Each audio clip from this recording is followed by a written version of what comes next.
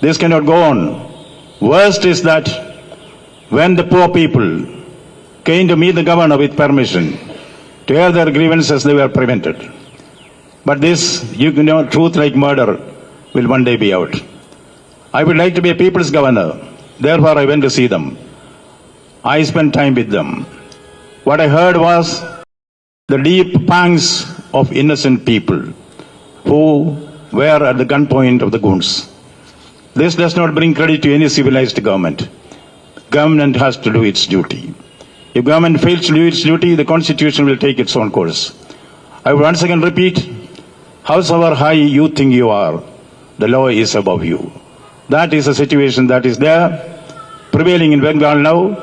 I, as a humble governor, will exercise all my obligations and duties to the Constitution, boldly, fearlessly, timely. I will intervene where intervention is required. Whatever be the governmental intimidation on me, it is not going to click. Intimidation and threat is not going to have any value in a constitutional government. And mind you, Indian democracy has the inner strength.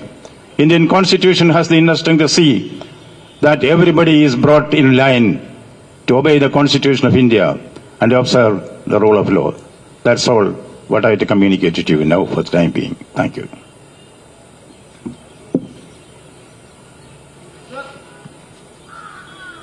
Hello, क्या आज कोई communication विरोधी दल की तरफ से आपके पास आया है कि वो आज भी आपसे मुलाकात करना चाहते हैं?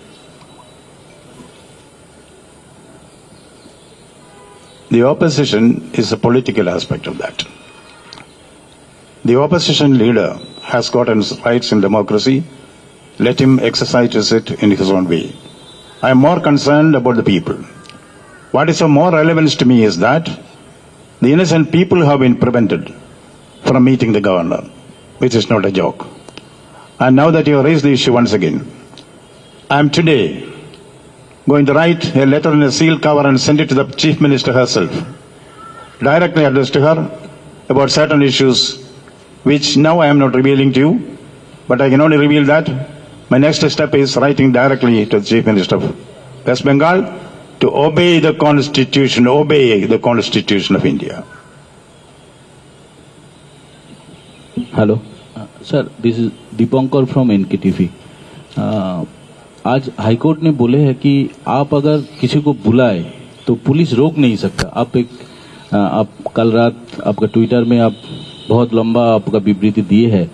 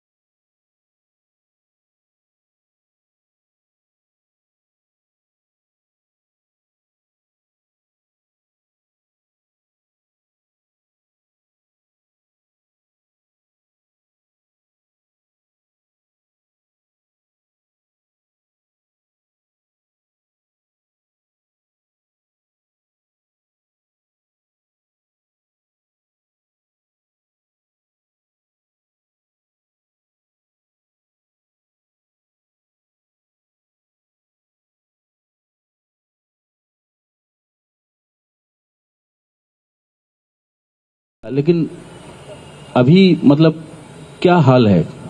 कोई आना चाहते हैं, आ नहीं सकते इधर.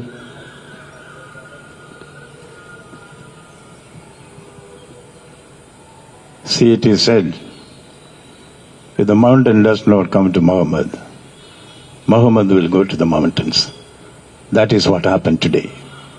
Now, without me telling it, repeating, the court has said it. If the governor has given permission for somebody to meet him, they will meet. I can only, as a person who respects the constitution and the law courts, I will say what the court has suggested will be done. Whoever wants to meet the governor of Bengal will be able to meet. Nobody can prevent them. If anybody prevents them, wait for the consequences. Hello. Sir, this is Sanjay Shah, News Prime. Sir, before election, we saw that in front of the gate of Raj Bhavan, the ruling party has constituted here dharnas, agitations, etc., etc. But yesterday, the leader of opposition, along with the victims, with valid permission of Honorable Governor, they couldn't enter in the Raj Bhavan. And before the gate of Raj Bhavan, they have been blocked by proactive police. And you also wanted the report from Chief Secretary and Home Secretary of the state. What is the outcome about the situation? Wait and watch.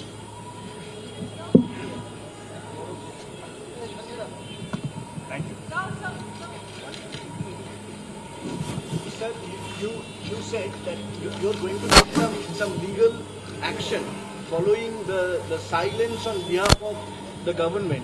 Say, what do you mean exactly by that, and by when, and by when you're going to make that action? I do not have the answer for with me now. Let me wait for the reply by my constitutional colleague, the Chief Minister. Then I will give the reply. Not in words, but in action. Sir, I repeat, not in words, but in action. How long you're going to wait for that? Maybe 1 minute, maybe 1 day, maybe 1 week. Not more than that. sir, one question from this side, sir. Sir, it never happened before that somebody is coming to Raj Bhavan and wanted to, and you are him and he has been stopped outside. It never happened before, but yesterday it happened. So what is the reason behind this? Many things happen once in a while for the first time. Let us also hope that it is for the last time. We will react to it certainly, effectively, proactively, within the constitution, within the law. Nobody will be allowed to take the law in their hands, however high they think they are. Thank you.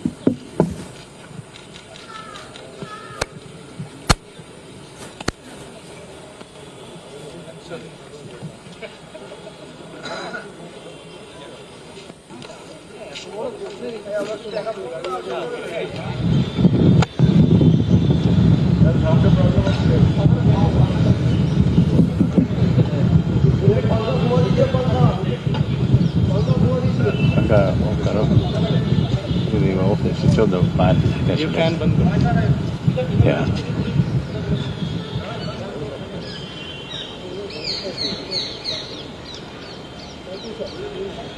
Welcome, all of you. I promised you this morning that I'm waiting for some input from the government on the issue of violence, and then we'll be able to give you my comments. At the outset, let me regret to say that there has been no response from the government. The background of the incidents that took place yesterday, that is the unpardonable act from the government of preventing the victims of violence from airing their grievances to the constitutional head of the state, that is the government, is deplorable. That situation was brought to the notice of government yesterday. Specific issues were raised for government to answer.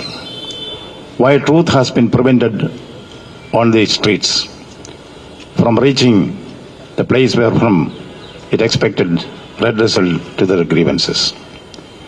Truth cannot be suppressed. Truth like murder will one day be out. What is happening now around me on the streets of West Bengal in many pockets, that is violence. Open violence, unbridled violence is something which is shocking, which is benumbing, deplorable to say the least. Yesterday, I gave permission to the victims of violence in the field who came from various parts of Bengal to meet me in the Raj Bhavan and air their grievances. I was shocked to find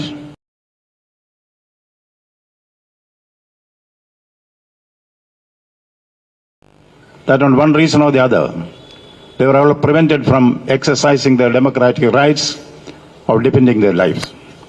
As you know, the right to life is an inalienable fundamental right in the Constitution of India.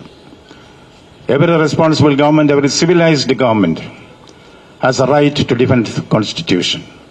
But here is flagrant violation of the Constitution, not once but many times, over and over again. To be specific, under Article 167 of the Constitution of India, it is mandatory, underlined mandatory, on the Chief Minister of a state to give reports and information to the Governor whenever it is called for. The Constitution also lays down that the Governor has got a right and a duty to suggest to the Chief Minister to place before the Council of Ministers any matter which the Governor in his wisdom finds worth presenting before the Council of Ministers. This has also been done by me and by my predecessors in office here, which has been flagrantly violated. A constitutional authority like the Chief Minister or a minister cannot deface and defile the Constitution of India with immunity. There will certainly be retribution, there will certainly be nemesis. I am bound to act according to the Constitution of India. That the Constitution has been flouted many times does not mean it is going to be the rule of the day. It is my bounden duty to see that constitutional provisions are invoked and the government is made to do whatever is constitutionally expected to do, mandated to do. That is what is going on here. Once again I repeat that there is the dance of death, the macabre, which is happening in many pockets of West Bengal. During the Panchayat election, saw it with my own eyes. I was in the field. During this election also, there have been many instances of violence, murder, intimidation. This cannot go on. Worst is that when the poor people came to meet the governor with permission to air their grievances, they were prevented. But this, truth like murder will one day be out. I would like to be a people's governor. Therefore, I went to see them. I spent time with them. What I heard was the deep pangs of innocent people who were at the gunpoint of the goons. This does not bring credit to any civilized government. Government has to do its duty. If government fails to do its duty, the Constitution will take its own course. I will once again repeat, howsoever high you think you are, the law is above you. That is a situation that is there, prevailing in Bengal now. I, as a humble governor, will exercise all my obligations and duties to the Constitution, boldly, fearlessly, timely. I will intervene where intervention is required. Whatever be the governmental intimidation on me, it is not going to click. Intimidation and threat is not going to have any value in a constitutional government. And mind you, Indian democracy has the inner strength. Indian Constitution has the inner strength to see somebody is brought in line to obey the Constitution of India and observe the rule of law. That's all what I have to communicate to you now for the time being. Thank you.